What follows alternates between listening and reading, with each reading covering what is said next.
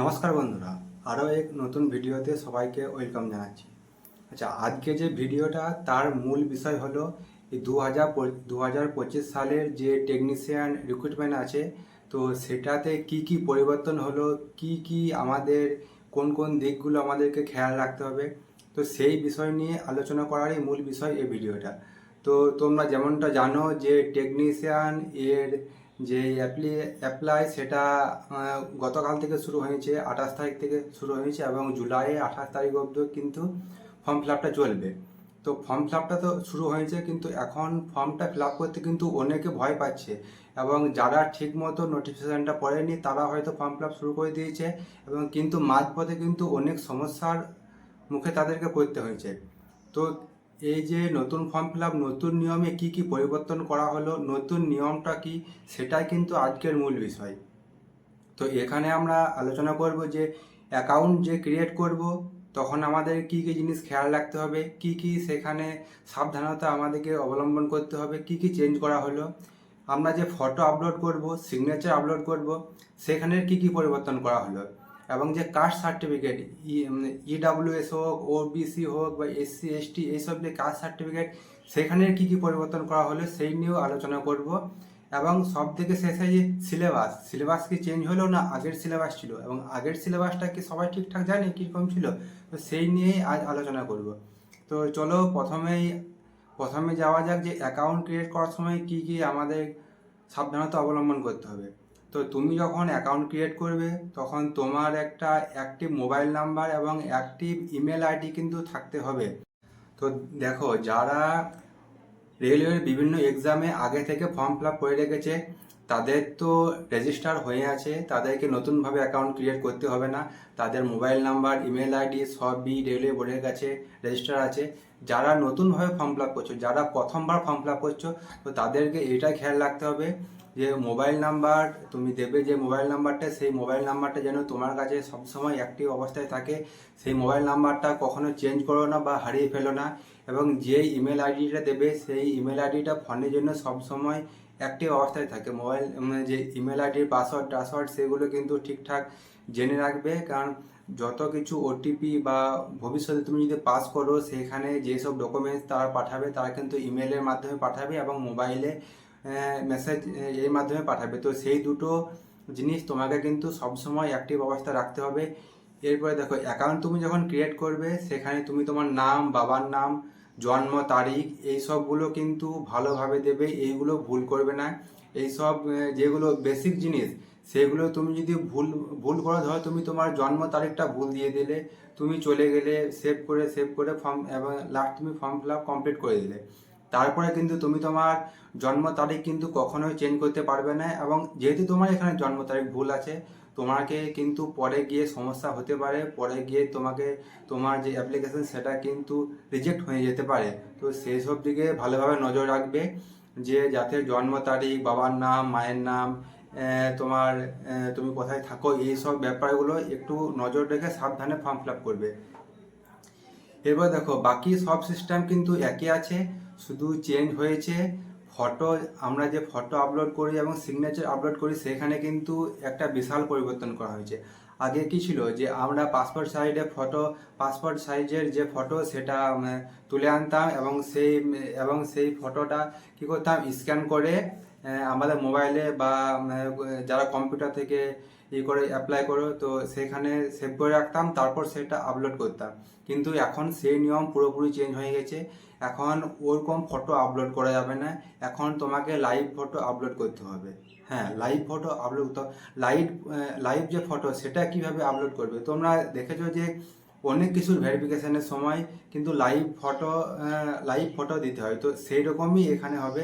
তুমি যখন form fill up করা শুরু করবে এবং লাস্টের দিকে যখন ফটো আপলোড সেই জায়গাটা আসবে, সেটা ক্লিক করার পর তুমি দুটো অপশন পাবে, যে তুমি ওয়েব ক্যাম থেকে তুমি আর ফটো আপলোড করতে চাইছো নাকি মোবাইলের ফ্রন্ট ক্যামেরা থেকে আপলোড করতে চাইছো। হ্যাঁ, এই কথাটা মাথায় রাখবে। মোবাইলের ফ্রন্ট ক্যামেরা থেকে তুমি যদি মোবাইল থেকে আপলোড করতে যাও, মোবাইলের ফ্রন্ট ক্যামেরা থেকে আপলোড করতে হবে, ব্যাক ক্যামেরা থেকে কিন্তু আপলোড করা যাবে না। মানে তোমার স্ক্রিনের সামনে যে ক্যামেরা থাকবে সেই ক্যামেরা থেকে আপলোড করতে হবে। তো তুমি যদি মোবাইল থেকে আপলোড করতে চাও ওই অপশানটা ক্লিক করার পর একটা বারকোডের মতো অপশান পাবে, বারকোডটাকে স্ক্যান করতে হবে। স্ক্যান করার পর একটা চারকোনা চতুর্ভুজের মতো একটা বক্স আসবে, তার মাঝে মুখের ফেসটা তোমার কতটা জায়গার মধ্যে মুখটা রাখতে হবে সেরকম একটা এই আকারে ওভাল আকারের একটা শেপ পাবে। সেখানে তুমি তোমার মুখটা এইভাবে এটা ফন্টটা ধরে মুখটা কিন্তু তার মধ্যে মানে মুখের ছবিটা যেন তার মধ্যে আসে সেরকম করতে হবে, এবং ফন্টটাই ধরবে, ফন্টটা কিন্তু সোজাসুজি ধরবে, তোমার যে মুখ আছে তার সোজাই যাতে তোমার ফোনের ক্যামেরাটা থাকে। হ্যাঁ, তুমি ওপর থেকে ধরলে, সাইড থেকে ধরলে বা সাইড থেকে ফটো তুললে সেসব কিন্তু করবে না, একদম সোজাসুজিভাবে ফটো তুলবে, এবং যে ফোনের ক্যামেরা সেটা যেন তোমার মুখের সোজাসুজি থাকে। তো তাহলে আমরা যখন ফর্ম ফিল আপ করবো তখন আমাদেরকে কী সাবধানতা অবলম্বন করতে হবে, যে তুমি যখন ফর্ম ফিল আপ করবে তুমি কোনো রকম টুপি পরে থাকবে না, চশমা পরে থাকবে না, মুখে মাস্ক পরে থাকবে না, এবং কি তুমি যে জামা বা গেঞ্জি যেটা পরে থাকবে সেটা একটু ডিপ কালার যেন হবে, ডিপ কালার হবে সেরকম জামা বা গেঞ্জি পরে থাকবে, এবং তোমার যে ফটো তুলবে তার যে ব্যাকগ্রাউন্ড সেটা কিন্তু মোটামুটি সাদা রাখার চেষ্টা করবে, একটু পরিষ্কার রাখার চেষ্টা করবে। আগে কি করতাম, যে যারা বাড়ি থেকে ফর্ম ফিল আপ করতো যে কোনো জায়গা থেকে বসে ফর্ম ফিল আপ করতাম, আমার ব্যাকগ্রাউন্ড কে আছে সেসব দেখার কিন্তু দরকার ছিল না, কিন্তু এখন সেটা দেখতে হবে।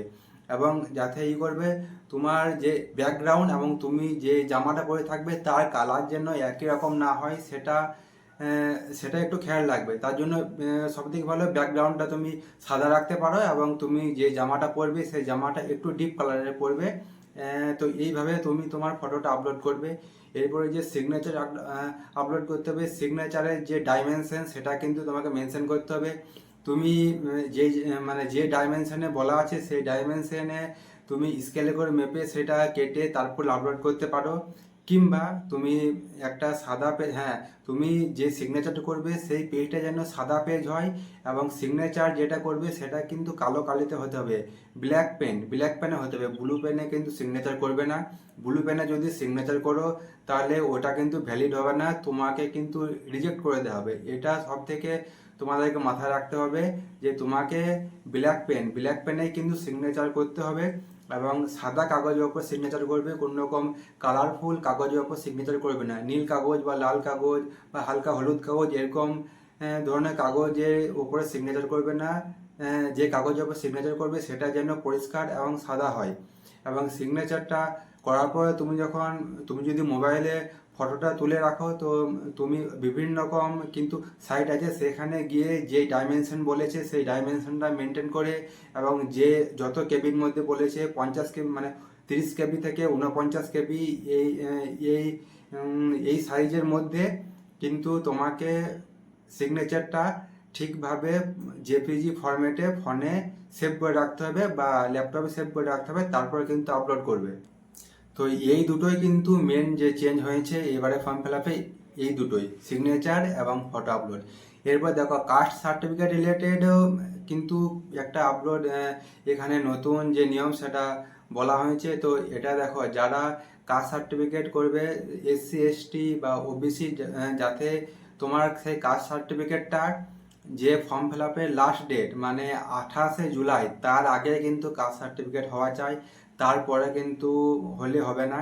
এবং ওবিসি বা এসসি এসটি তাদের দেখবে হয়তো কাস্ট সার্টিফিকেট যে নাম্বার সেটা চাইবে, এবং ইডাব্লিউএসটাই মেন প্রবলেম হয়।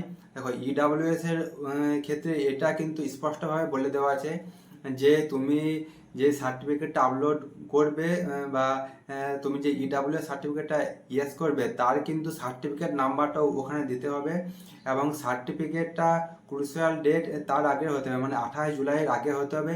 এবং এখানে কিন্তু স্পষ্টভাবে বলে দেওয়া আছে সার্টিফিকেটটা যেটা ফাইন্যান্সিয়াল ইয়ার হবে 2024-25 হবে, এটা কিন্তু স্পষ্টভাবে বলে দেওয়া আছে।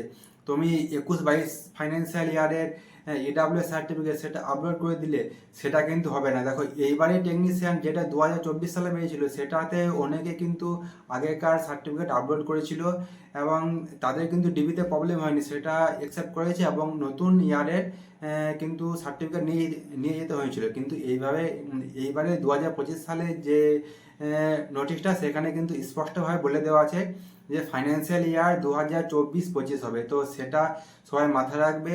তোমাদের যদি 2024-25 সালে সার্টিফিকেট এখনও তোমরা যদি বের করেছো ইডাব্লিউ সার্টিফিকেট, তাহলে তো খুব ভালো। আর যদি না বের করেছো এখনও হাতে 1 মাস টাইম আছে, যদি পারো তাহলে সার্টিফিকেটে বের করে নাও। তো এটা কিন্তু সার্টিফিকেট রিলেটেড যে চেঞ্জ সেটা কিন্তু এইরকমই। এবার দেখো সব থেকে লাস্টে যাচ্ছি সিলেবাস কি চেঞ্জ হয়েছে। সিলেবাস তোমরা যেমনটা দেখেছো যে অনেক জায়গায় এটা এরকম ডিমান্ড করা হচ্ছিল যে যেহেতু টেকনিশিয়ান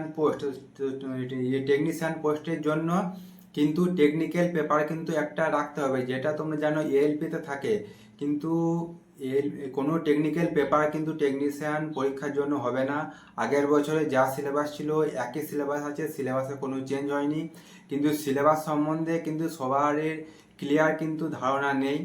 যেটা প্রথমে যদি আমরা বলি গ্রেড 1, তোমরা জানো যে যা সিলেবাস আছে সব একই, শুধুমাত্র জেনারেল অ্যাওয়ারনেস সেটা কিন্তু সিলেবাস। গ্রেড 1-এর ক্ষেত্রে সেখানে কারেন্ট অ্যাফেয়ার্স আসবে, হিস্ট্রি, জিওগ্রাফি, পলিটি, ইকোনমিক্স সবগুলো থেকে কোশ্চেন আসবে। কিন্তু গ্রেড 3 পরীক্ষার জন্য যেটা সবাই ভুল করে, যেটা কোনো জায়গায় বলবে না, কোনো ইউটিউব চ্যানেলে আজ পর্যন্ত বলেনি, কোনো স্যারও তোমাদেরকে বলেনি, যে ওই যে 10 নাম্বার জেনারেল অ্যাওয়ারনেস আছে সেখানে কিন্তু স্পষ্টভাবে লিখে দেওয়া আছে যে general awareness on current affairs, তারপরে স্পোর্টস, সায়েন্স অ্যান্ড টেকনোলজি এসব দেওয়া আছে। মানে ওই যে 10 নাম্বার সেখান থেকে কিন্তু ইতিহাস, ভূগোল বা স্ট্যাটিক জিকে এরকম কোনো জিকে আসবে না। জেনারেল অ্যাওয়ারনেস বলতে সেখানে শুধুমাত্র কারেন্ট অ্যাফেয়ার্স আসবে। টেকনিশিয়ান গ্রেড 3-র জন্য যে 10 নম্বরের জেনারেল অ্যাওয়ারনেস আছে সেখানে সম্পূর্ণভাবে কারেন্ট অ্যাফেয়ার্স 10টা আসবে। এটা 2024 সালেও ছিল, এবং তোমরা 2024 সালে যদি কোশ্চেন দেখে থাকো সেখানে কিন্তু দেখে থাকবে যে একটাও জিকে কিন্তু আসেনি, 10টায় কিন্তু কারেন্ট অ্যাফেয়ার্স এসছে। তার জন্য যারা শুধুমাত্র টেকনিশিয়ান গ্রেড 3 পরীক্ষা দেবে তারা কিন্তু কোনো রকম জিকের জন্য টাইম নষ্ট করবে না, কারেন্ট অ্যাফেয়ার্সটা ভালো করে পড়বে। আমি কিন্তু সেই রকমই করেছিলাম এবারে পরীক্ষাতে। আমি কিন্তু লাস্টের দিকে 3-4 মাস জিকে পড়িনি, আমি সিলেবাসটা ভালো করে পড়েছিলাম। কিন্তু এটা আমি অনেক স্যারকে জিজ্ঞেস করেছিলাম, আমার যে কোচিংয়ের স্যার সেখানেও আমি জিজ্ঞেস করেছিলাম। তো স্যারও বলেছিল না যে এখানে শুধু কারেন্ট অ্যাফেয়ার্স লেখা থাকলেও এখানে কিন্তু জিকে থাকবে। কিন্তু আমার মনে হয়েছিল ওরা কিন্তু সিলেবাসের বাইরে তো কোশ্চেন দেবে না, তো সিলেবাস যেরকম আছে সেরকমভাবে আমি পড়াশোনা করেছিলাম। তো তোমাদেরকেও আমি সেটাই বলছি যে শুধুমাত্র কারেন্ট অ্যাফেয়ার্সটাই পড়বে, ওই যে 10 নাম্বার সেখানে কোনো রকম কোনো জিকে আসবে না। এবং এই যে ইনফরমেশন, এই ইনফরমেশনটা তুমি কিন্তু আর কোথাও পাবে না।